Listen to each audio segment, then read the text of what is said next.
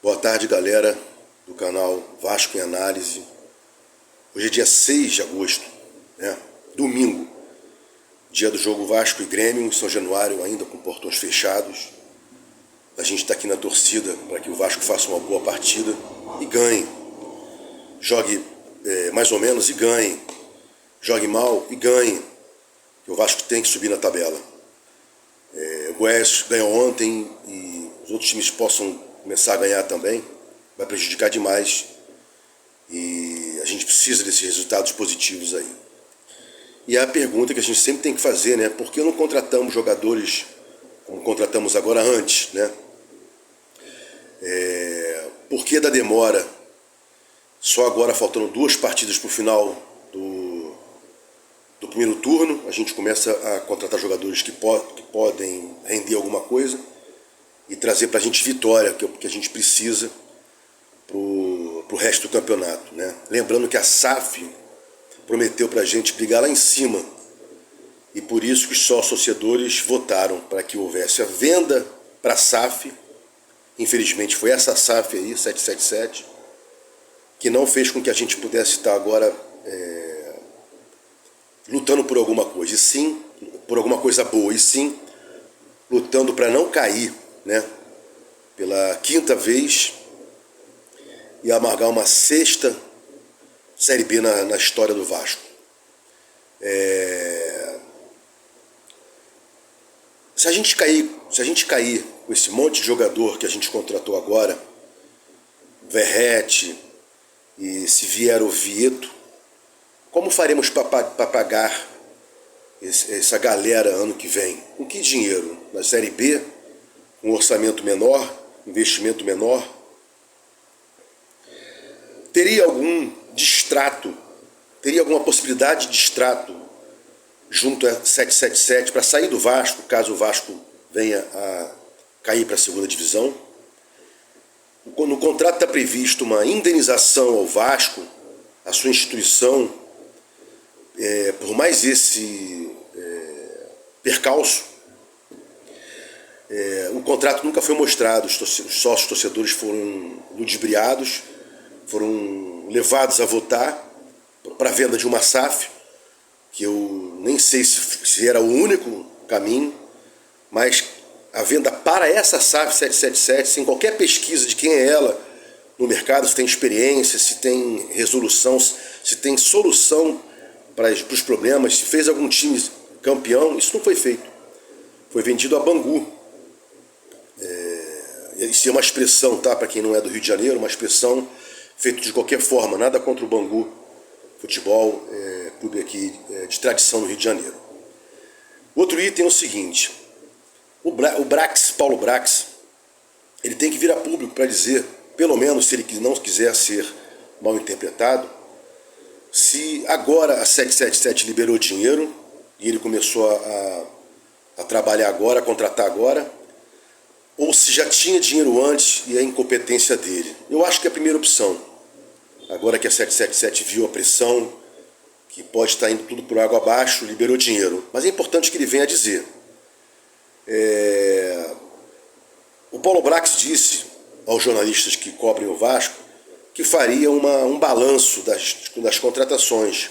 Quem contratou, por que contratou, quem não contratou, por que não contratou. Eu já falei sobre esse ponto aqui no vídeo. Mas é importante que a gente venha falar até que o Paulo Brax se manifeste, né? Tinha dinheiro, não tinha dinheiro.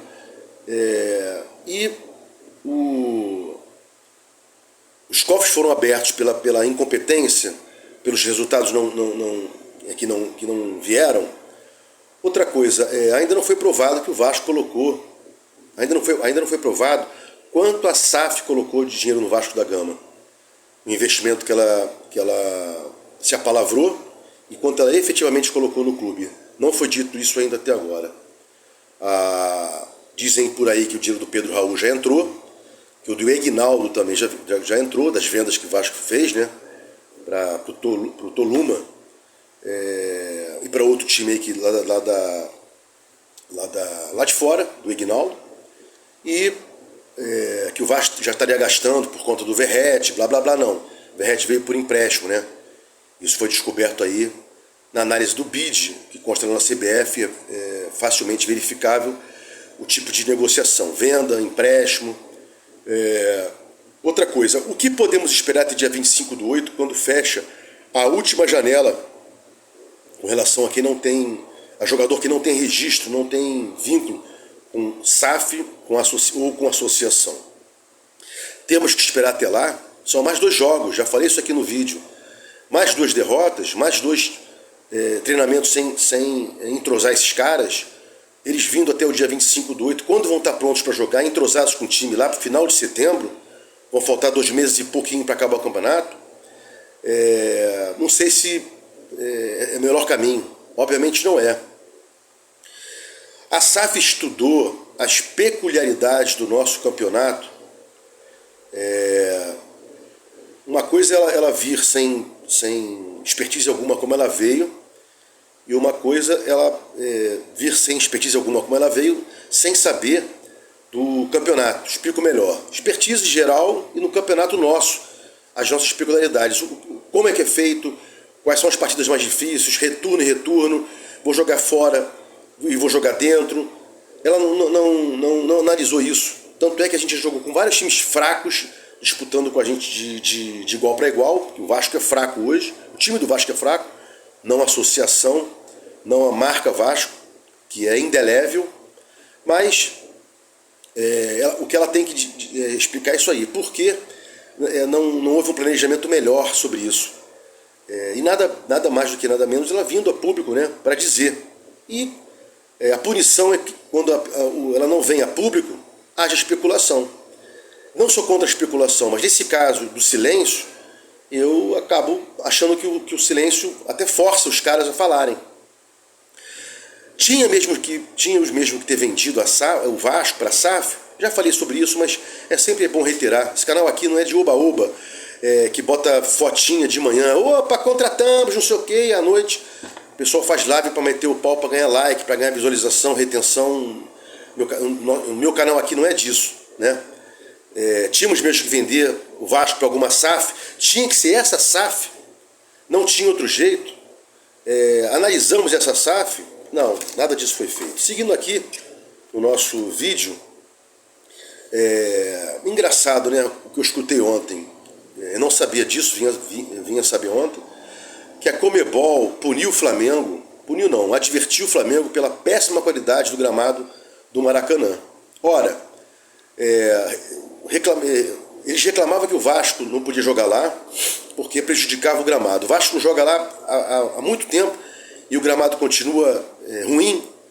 Tanto é que a Conmebol, pelo jogo da Libertadores contra o Olímpia, reclamou, advertiu o Flamengo da péssima qualidade. Isso tem que ser explicado, tem que ser batido. O Maracanã é do Vasco. Nós fomos os primeiros campeões lá em 1950, quando o Maracanã foi inaugurado. E ainda escolhemos o lado lá que a gente queria ficar. O Vasco tem que jogar no Maracanã, jogos maiores, inclusive hoje o Vasco, qualquer joguinho aí, bota 50 mil, 60 mil, e não é para causar raiva aos outros menores não, com menores torcidas como Fluminense e Botafogo não, porque o Vasco tem maior torcida mesmo, não tem jeito. Onde vai no Brasil enche, é o time que mais leva público externo do Rio de Janeiro a qualquer lugar do Brasil e do mundo também. A audiência do mundo é terrível com relação ao Vasco. O pessoal reclama, mas o Vasco, terrível de boa, digo, né? O Vasco tem uma audiência imensa em qualquer lugar do mundo. Oscar Romero foi cogitado para vir para o Vasco, não veio. E sinceramente, eu pergunto, por que ele saiu do Boca? Não serve mais para o Boca? E obviamente ele não quis pressão, não quis jogar num time de massa, quis ir lá para a Turquia e também não se decantou aí o salário dele, quanto ele vai ganhar na Turquia, quanto ele ganhou de luvas para ir, quanto ele deixou de ganhar do Vasco, quanto o Vasco teria oferecido para o Romero. E isso um ponto a gente falar aqui. E uma outra situação que a gente tem que falar aqui para fechar o vídeo, né, que hoje tem Vasco e Grêmio às 16 horas de São Januário, é a questão de, mais uma vez, o árbitro Paulo César Oliveira, Luiz Flávio Oliveira, o irmão do Paulo César Oliveira, que odeia o Vasco apitar mais um jogo do nosso Vascão. É incrível como a gente aceita, sem reclamar, sem bater perna, que mais uma vez esse árbitro, que o irmão dele sei disso há muitos anos, que ele odeia o Vasco. E por conseguinte, o irmão também deve odiar, porque eu nunca vi decisão alguma boa tomada para o Vasco pelo Luiz Flávio Oliveira e muito menos pelo Paulo César Oliveira, que lá atrás teve uma briga terrível lá com o Eurico, no qual dizem que ele ficou trancado em São Januário, que ele ficou teve problemas com o Vasco e tal. Não vou dizer que é mentira, porque eu não sou leviano aqui, mas seria bom que a gente evitasse situações dessa, né? E aqui, para fechar agora finalmente, falando sobre bola, curiosidade para saber como é que o Vasco vai jogar hoje. Você vai manter os 3 zagueiros, você vai colocar 5 no meio de campo, você vai colocar 4 no meio de campo. Como é que vai ser o esquema entre linhas? Quem vai jogar entre as linhas? Será que que o Vasco vai jogar entre linhas, né? Se a gente vai parar de jogar bola rifada para frente, se a gente vai ter mais jogadas trabalhadas, mais tabelinhas, como é que vai ser? Se a gente vai manter pontas com os pés trocados para ter profundidade, se a gente não vai ter pontas com os pés trocados, vai ter jogadores com as pernas nos lugares do campo onde eles atacam, e como vai ser essa chegada dos jogadores para apoiarem, como vai ser o meio de campo na defesa, tanto no esquema de 3 zagueiros, para que os 3 não voltem para dentro da área, como eu já expliquei que houve a falha do gol do Corinthians e também outros lances, e para povoar a meia-lua, tanto para defender, para sair correndo rápido com a bola, tanto para dali sair rápido com a bola também numa transição ofensiva. E a questão também do Ferreira, como é que o Ferreira vai se portar?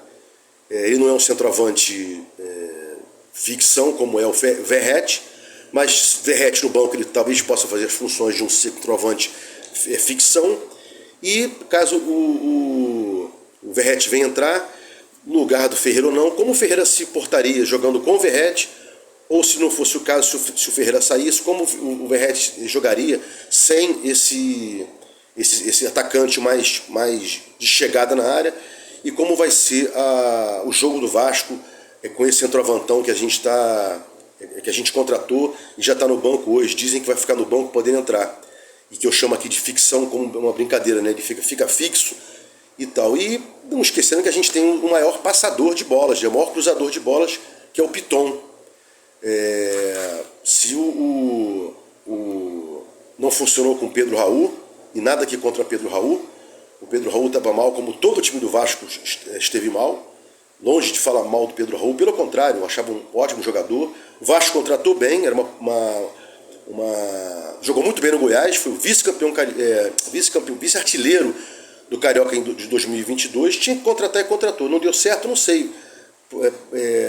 Apareceu uma proposta, o Vasco vendeu. Então, fechando aqui o vídeo, Vascão hoje contra o Grêmio, vamos torcer, e eu volto aí para um pós-jogo. Eu ia fazer um pré-jogo, mas a escalação do Vasco até agora não saiu, não tem maiores informações, então não vou ficar aqui divagando não, vou falar concretamente no pós-jogo. Valeu, galera, um abraço, e não esqueçam meus patrocinadores lá de Vila Isabel, do Quadrilátero lá, do lugar mais legal de samba do Rio de Janeiro, do Taberna, do Veja Bem e do Mr. Meat de comidas lá no Rio de Janeiro, Vila Isabel, Brasil, e vamos que vamos.